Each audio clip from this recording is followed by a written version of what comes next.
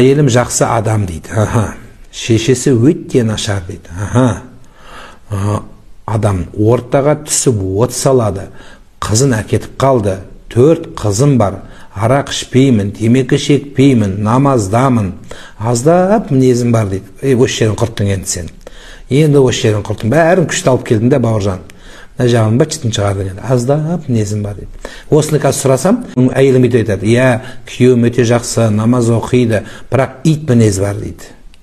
Кейбір адамның мінезі, сен қазір кішкентай деп отырсың ғой өзіңнің жаңағы мінезіңді ше. Кейбір адам сондай болады да жаным. Мінез көрсете береді, лақтырады, сындырады, боқтайды, бірақ артын жуып шаяды. Адам нерв болып жынды көп өледі, түсінесің ба? Біреулер тыныштықты жақсы көреді. Намаз оқымаса да күйеу тыныштықты жақсы көреді. Семьяда бір қалыптықты жақсы көреді. Біреу бар, мінезі бар, ұрады.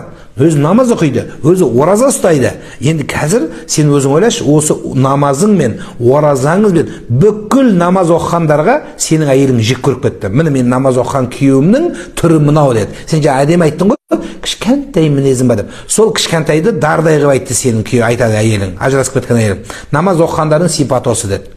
Енді сен кішкентайдың ішінде не бар екенін өзің біліп тұрсың. Мен де примерно біліп тұрмын не екенін. Ал сонда не айтады? Сен миллион берші, миллион. Әйеліңе күнде миллион бер. Бірақ мінезіңді көрсетіп ұрсаң, айтады ғой, маған бір тиын берме, маған тыныштық берші дейді. Мен тыныштықты жақсы көремін дейді. Түсінесің ба? Қой жаным.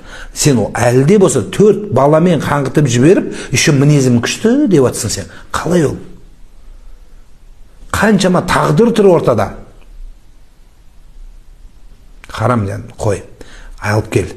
Кішкене басыңды төмен ий. Бейт көкірегін көтере берме мінезіне. Намаз сен үйрету керек еді.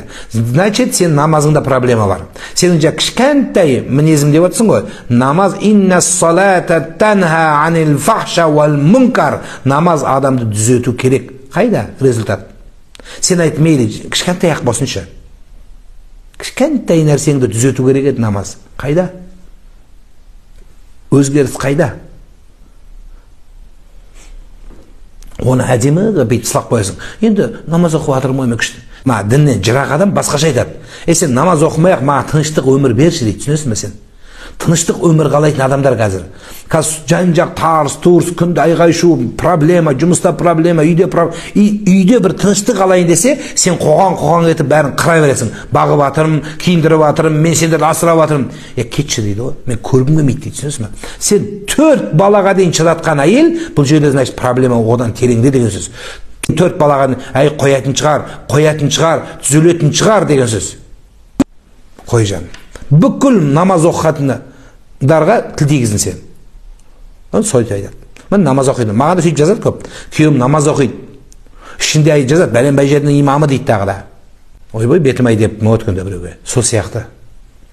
Алып келді. Аяғына жығыласың ба, бірақ елдің алдында жығылма, позор болып. Кішкене былайырақ алып шық. Жүрші, бір сөзім бар деді, айт. Кішкене кешір мені де. Мен ақымақ болдым де.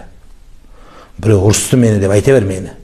Ұрысты иттерімді басыма қаптады де. Позор болдым де. Сұрағаныма нират болдым деп айт. Кешір мені де.